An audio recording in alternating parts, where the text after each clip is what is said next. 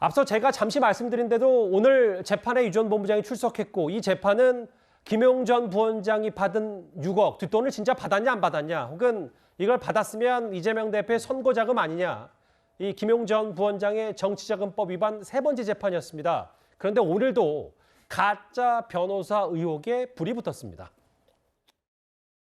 최근 검찰이 유동규 씨를 다루는 데 있어서 이상한 좀 흐름이 있어서 제가 묻습니다. 지금 현재 2명의 변호사가 있는데 지난주 금요일 그리고 어제 오늘까지 유동규 씨를 접견하려고 하는데 접견이 안 돼요. 수감자를 불러서 뭔가 회유하고 협박하고 있는 거 아닌가라고 하는 강한 의심이 듭니다. 전혀 아닙니다. 유동규는 별건 사건의 피의자의 자격으로 조사를 진행하고 있습니다. 사실과 달리 알고 있습니다. 선임을 하려고 했는데 그 최종적인 결론은 안 난 겁니다. 돈 문제가 있었거든요. 요구를 했지 않습니까? 그럼 돈이 해결이 돼야 계약가 완전히 되는 거잖아요. 근데 돈에 대한 것들이 결정이 안 났었어요. 그리고 한동안 안 왔다가 갑자기 와서 그러는 거예요. 그건 인정할 수 없습니다. 그러니까 유동규 전 본부장의 시각은 이재명 대표 측이 자기 감시하려고 가짜 변호사 붙인 거 아니냐 이거였거든요. 오늘 그렇죠. 재판 과정에서 그 얘기가 나왔는데 김용 전 부원장 측은 아니다. 정식 선임했다라는 주장. 유 전 본부장은 갑자기 와서 그러는 거라 인정할 수 없다.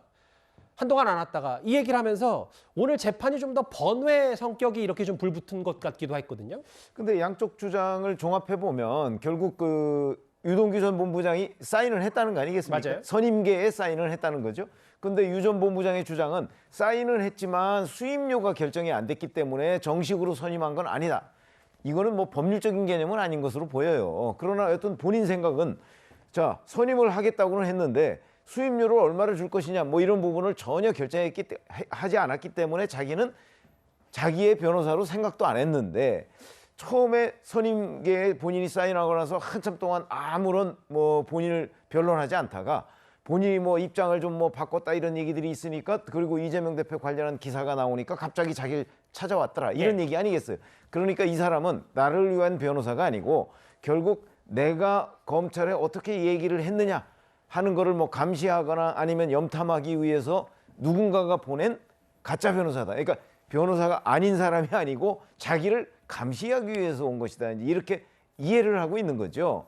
저런 부분은 뭐 객관적으로 검증하기는 어렵지만 적어도 검찰이 그 변호사가 했던 여러 가지의 그 뭐 변론 활동이나 뭐 이런 것들을 볼 때 검찰은 오히려 이 변호사가 유동규 전 본부장을 회유하려고 했던 것 아니냐 이렇게 의심을 하고 있는 것으로 보입니다. 짧게 하나만 할게요.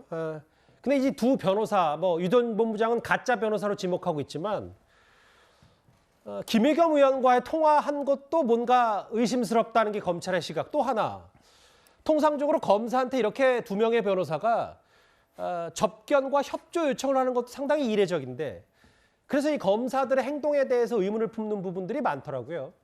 그러니까 저 보면은 지금 검사가 회유했냐 변호사가 회유했냐예요. 아까 오늘 김용 부원장과 유동규 씨 두 발언을 보면 김용 부원장은 팩트를 얘기했잖아요. 사인을 한 겁니다. 유동규 씨가요. 가짜 변호사라고 말했던 전 변호사에 대해서 본인이 스스로 선임계에다 사인을 해서 전달이 된 거죠.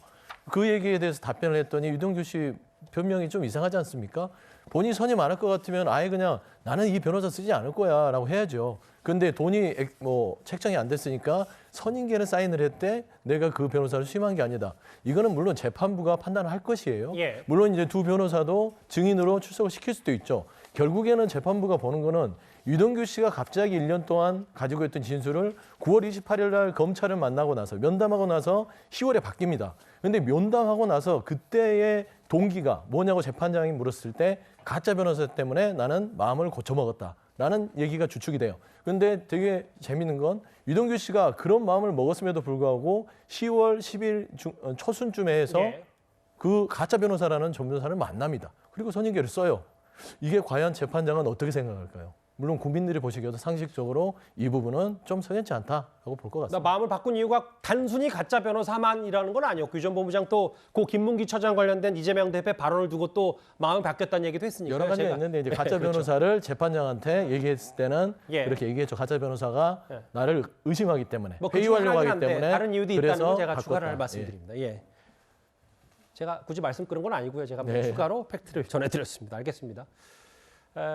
유 전 본부장의 오늘 재판 얘기까지 한번 만나봤습니다.